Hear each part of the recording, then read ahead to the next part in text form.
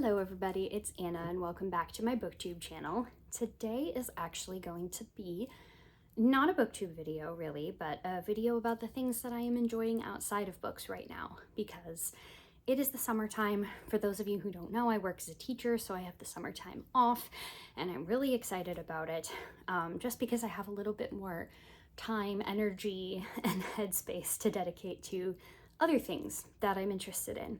So we're going to go ahead and talk a little bit about a few of those things. The first of which is I have been really enjoying getting back to my like painting and art practice. I don't have any kind of formal training. I'm just a self-taught artist who does it for fun. But one of my students' families gave me a gift certificate to Barnes & Noble as an end-of-year gift. I used some of that money to buy a watercolor paint set. This is the paint set. I put a little Grouchy Toad sticker on the front that I got when I was visiting my best friend. You open it up and there's the little palette inside, and then a water brush and a bunch of little paints. I don't think these are like the highest grade art supplies or anything like that, but I just wanted something that was portable and a little bit better than what I currently have, because I think the good quality materials are actually really important to your ability to like develop these skills and I think like just stay in the hobby. It also has this cool little ring so I can hold it like balancing on my hand like an actual palette, and I am looking forward to taking this with me when we go traveling this summer. Just to give you kind of an idea, I can't seem to stop painting or drawing this thing. It's half of a lemon with a peppermint stick wedged in it, and if you know anything about Baltimore, you know that this is kind of our regional snack slash treat. So this was something that I did just as I was getting used to the watercolors for the first time.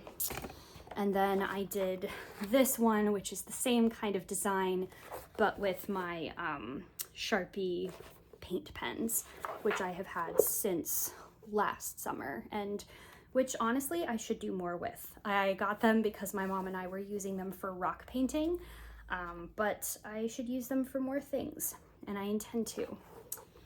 Okay, so in keeping with the discussion of all of the crafting is kind of another announcement, which is that my husband and I recently found out that we will be expecting a baby later this year, which is really exciting. I'm going to keep the vast majority of that pretty private over the next few months, and I don't really have any intentions to show the kiddo on the internet or social media once they arrive, but because of what I'm about to talk about next, it kind of makes sense that you know why I'm kind of talking about baby stuff in advance. And the main reason is because I went to go check out this place in town called SCRAP Bmore. It's a creative reuse space. So what that means is it's a store where people can donate their like old art and craft supplies that they don't use anymore. Maybe they have scrap fabric left over from a project. Maybe they're transitioning out of one hobby and into another, or maybe they just have something that like they got the use out of it that they wanted and they wanted to do something to donate the rest rather than just throw it away, let it go into a landfill. And being very much about that like circular economy type thing, and also about purchasing things that are deeply discounted, because let's face it, art and craft supplies are pretty pricey. I went there today to pick up a couple things. They were having a sale that was just a fill a bag, which they do for like a flat fee, which was $10. You can fill a bag with whatever their special item is, and they did rubber stamps. So because I am wanting to do some scrapbooking and making stuff for the pregnancy and then also the baby's arrival, I went and I bought some baby stamps. I also got a couple others because it was a paper bag that I got to fill. So this one is really cool. It just says love makes the world go round, and it's circular, and the example shows it painted with a few different colors of ink. Let's see. Here's a nice one. I'm not going to go through all of them because it's a lot of stamps and they're kind of repetitive motifs, but there are a few that weren't baby that I got. This one is a Shelley quote. It says, "There's a harmony in autumn and a luster in its sky," which I just thought was very beautiful and definitely a nice departure from some of the more live, laugh, love that you see in a lot of stamps. This one was really cute. It was a little baby sleeping on a crescent moon. So yeah, there was, just imagine a paper bag that's filled with stamps, and most of them are baby themed. So that was it. Oh, I want to say too, for the craft supplies, everything I'm about to show you, I spent like a total of $22 on. If I were to have purchased all of this at like retail prices, it would have been easily several $100s worth of craft supplies, easily. Some of that is because, you know, when I'm buying things like a single sheet of scrapbook paper, I would have either had to buy a whole stack, which is about 20 bucks now in the US, or I would have paid maybe like $2 for an individual sheet.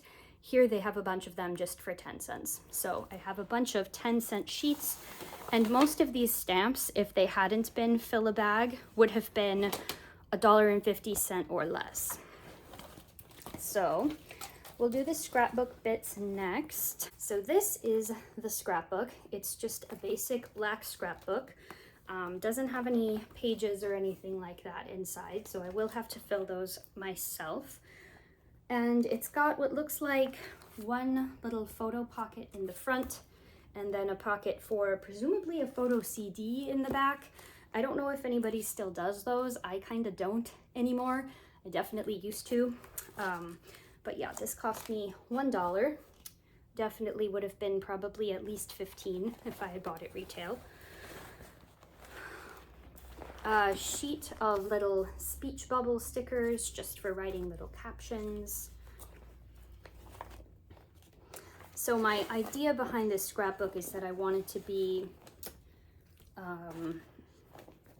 partially for like pregnancy, but also for the baby's first year. So I got a bunch of different scrapbook sheets that are either kind of baby looking, like this little elephant tower in some pastels, but I also got ones that are more seasonal or holiday. So this is like summer fun, Halloween. Let's see, we got a couple wintertime ones, and I'll either use these as like full page spreads, or I will cut them out and make like little frames. I love this one. It's a little baby in a snowsuit, but it looks like little stars, which is so cute. Let's see, one more. This one with all the blocks is really cute.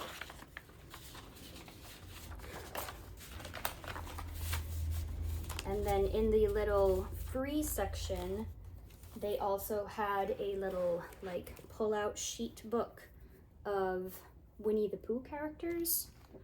So most of these are just pieces of paper that you can use for crafting, or in the back a couple of stickers. And this is pretty old. If I had to try and guess, I'm thinking maybe early 2000s.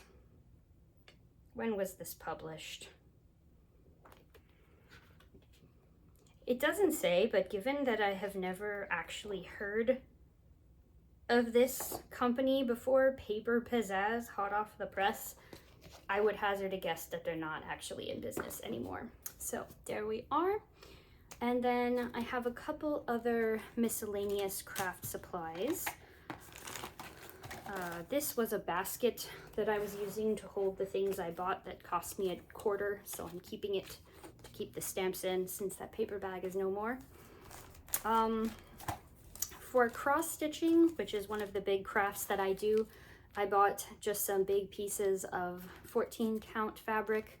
This light green fabric was $1. This white was $2. It's a little bit more of a plasticky feeling to it because it's actually mesh, not fabric, but I still think it'll be useful for some of the projects that I like to do that might want to be a bit more durable. This is a little sunflower iron-on transfer. I'm getting really into the iron-ons and the patches and stuff. I already kind of was, but now I'm doing a lot more with it. And I think she just gave this to me for free because there's no price tag on it. But yeah, this will be something fun to use. It looks like maybe just one person used it, so there's like one left over.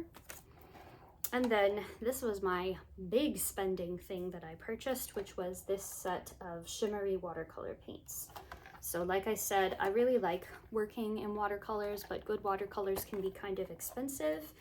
And when I'm getting used to like this new particular style of watercolor paint, I don't think these are of the highest quality, but they'll be perfect for what I want, which is to just try and experiment with some of these shimmers and figure out how I want to do that. I wound up picking up a few art books from their free book section. It was basically like a little free library, but for arts and crafts. And most of them were on the topic of making dolls and puppets, just because that's been something that I used to do a lot of, and I want to kind of get back into more. I have experience making dolls, puppets, and little amigurumis, but I'm curious about like this particular book here, which is storytelling with dolls. So you can use these ideas to like make characters for Jack and the Beanstalk, and then the other side is somebody else. Just like generic fairy tale characters. So like how to make a little old man who's like a hermit or something. How to make Jack from Jack and the Beanstalk. So it's for a lot of those storytelling purposes that I'm really curious about learning how to do this, because that's why I started making puppets.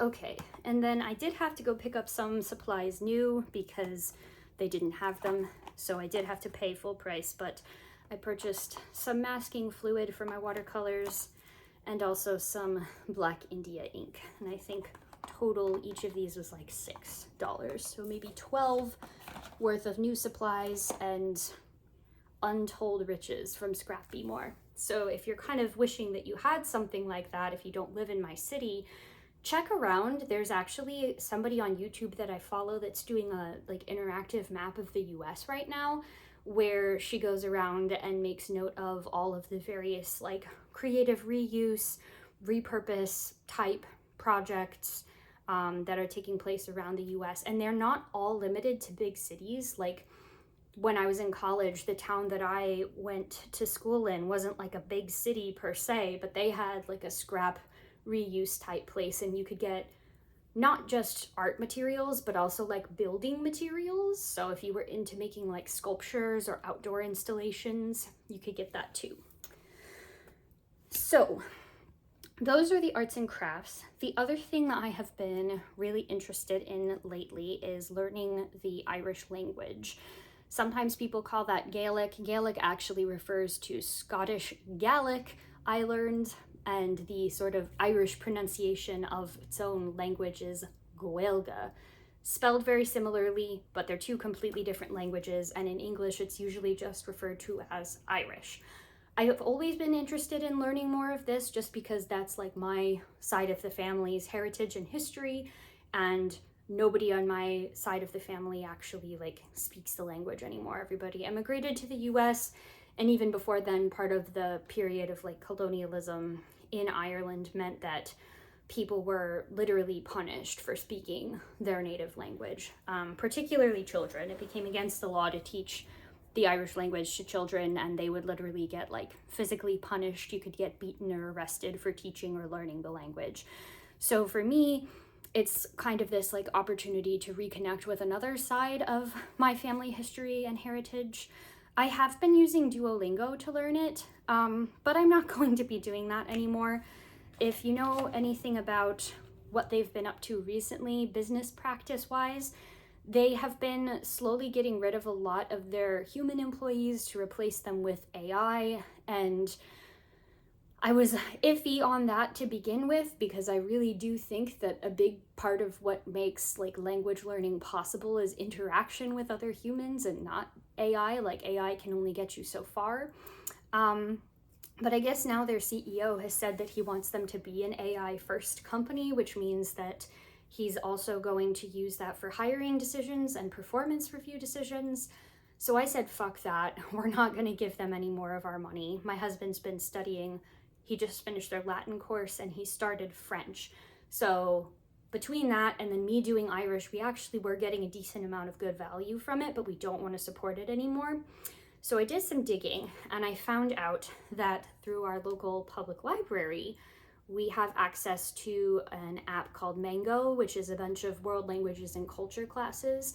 And Irish is on the app, which is awesome because it's a pretty rare language. Like, it's considered endangered and it's not really in high demand outside of particular cultural contexts for people to learn. And there are very few like native speakers living. So to me, it was really important that I be able to like continue to do that in a really high quality way. So we're going to give Mango a shot and see how we like it. If you're interested to know if you can access that, this is not a sponsorship. I'm just passing on what I think is useful information. I literally went to their website, clicked on the tab that said, see if my library has Mango, and typed in my zip code.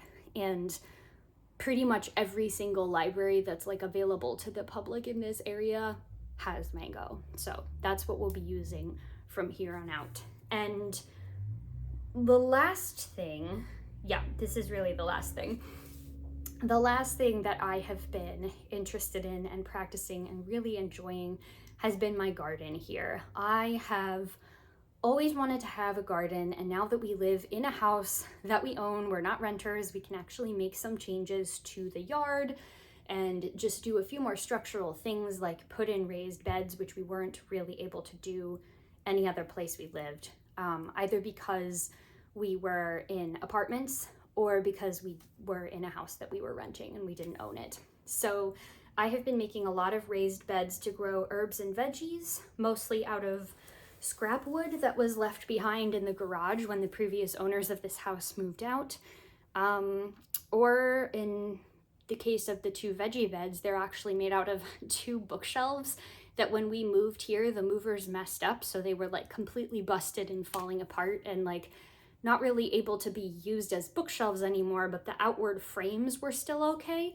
So I just laid them flat on their side, did my like weed suppression, mulching type stuff before adding in all of the garden soil and then planting all the veggies. I've gotten a lot of help from friends locally who had extra seeds or were just willing to share bulbs that they had, because we had to leave a lot of our gardening type stuff behind when we moved. And again, it was mostly for things like container gardening, but it is expensive to have to try and like replenish a bunch of tools. So I was really lucky that between friends and then posting in different like neighborhood Facebook groups, I was able to actually collect for free some of the items that we had to leave behind. I am all about doing this as economically as possible because gardening can be a really expensive hobby.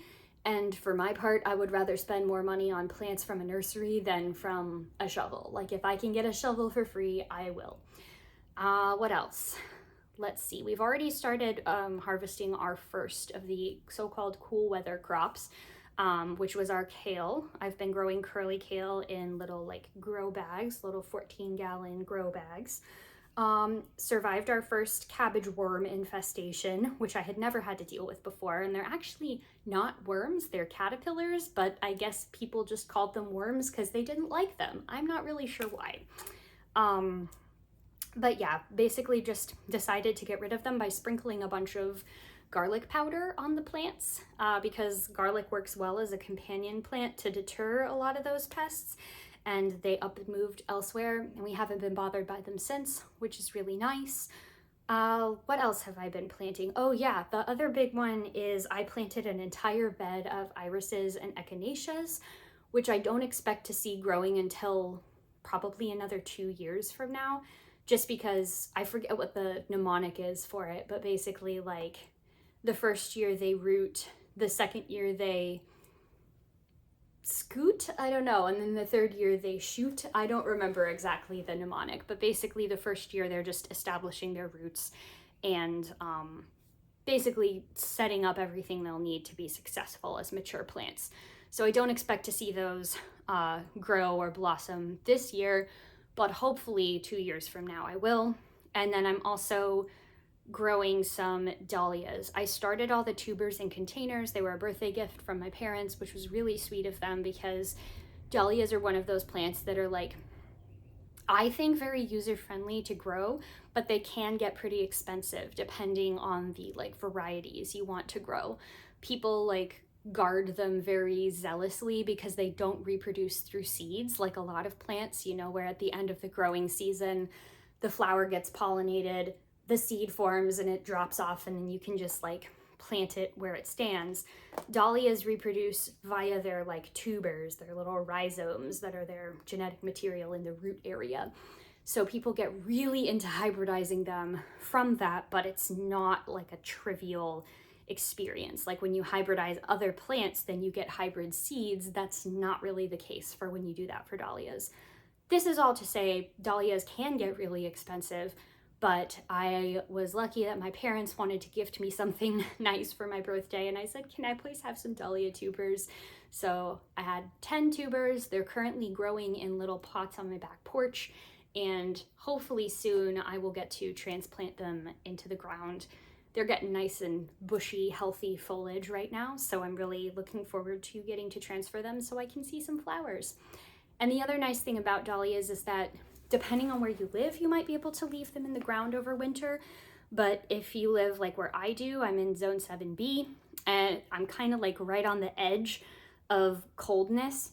So I think I will still dig them up, but you can dig them up out of the ground, store them in a cool, dry place, and you can even divide them so you can basically like get more plants over time and then just replant the same tubers at the start of your next growing season. So I think this will be a very nice, sustainable garden, and I'll get into a good rhythm for it. So yeah, just a little glimpse into my life outside of books and reading. Other than that, my reading for the Queer Lit Readathon is going really well. I'm still working my way through Flamboyance by George M. Johnson, and I think I have my next read picked out, which is going to be a queer sapphic romance set in the Middle Ages, where there's got to be this one woman who disguises herself as a man so she can be a knight in a tournament to win her true love's heart. I'm a sucker for that sort of thing. So yeah, if you like what you see here and you're interested in watching more of my videos, go ahead and subscribe. That would be super awesome. And let me know in the comments down below, in addition to reading, what other hobbies and interests have you guys been enjoying recently? I would like to know. As always, thank you all so very much for watching. I will see you in the next one. Bye.